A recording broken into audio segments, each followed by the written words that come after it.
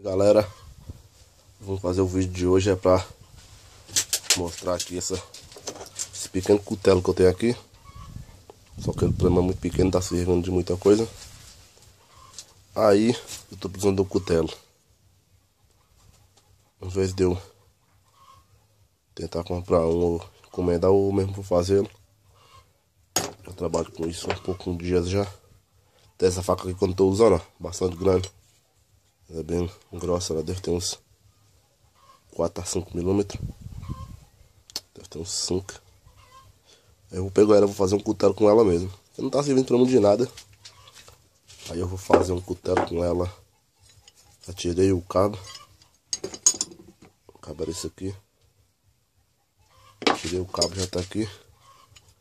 Tá a guarda dela aqui, ó, que eu vou tirar a guarda dela também. Depois eu vou tirar aqui, eu vou mostrar como é que eu vou fazer. Já tá a coxa solta aqui já. Aquela daqui, afinar mais ela. E vou fazer um cutelo com essa facona aqui, ó. Eu gosto de ferramenta e ela pra mim não tá servindo de nada. Nada. Daqui é melhor. É isso aí.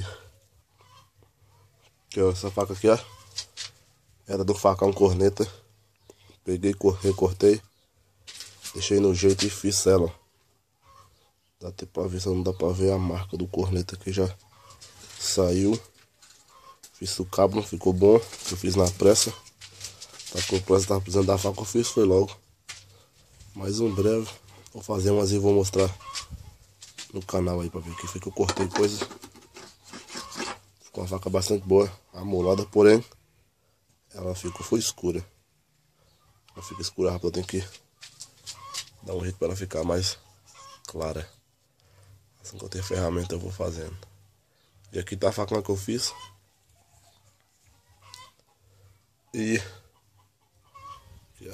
agora eu vou fazer o cutelo com essa outra faca que eu não tô usando e tô precisando bastante no cutelo. Tem que ser forte. Esse aqui é um aço bom.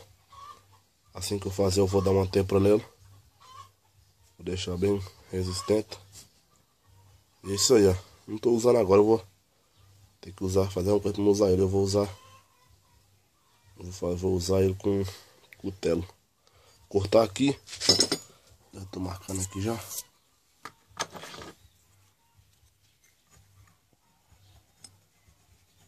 Daqui. Mais ou menos aqui. Cortar. Fazer um cutelo. Vai ficar um cutelo, eu acho que vai ficar bom. Quando tiver pronto aí, tiver fazendo, eu vou mostrar no canal.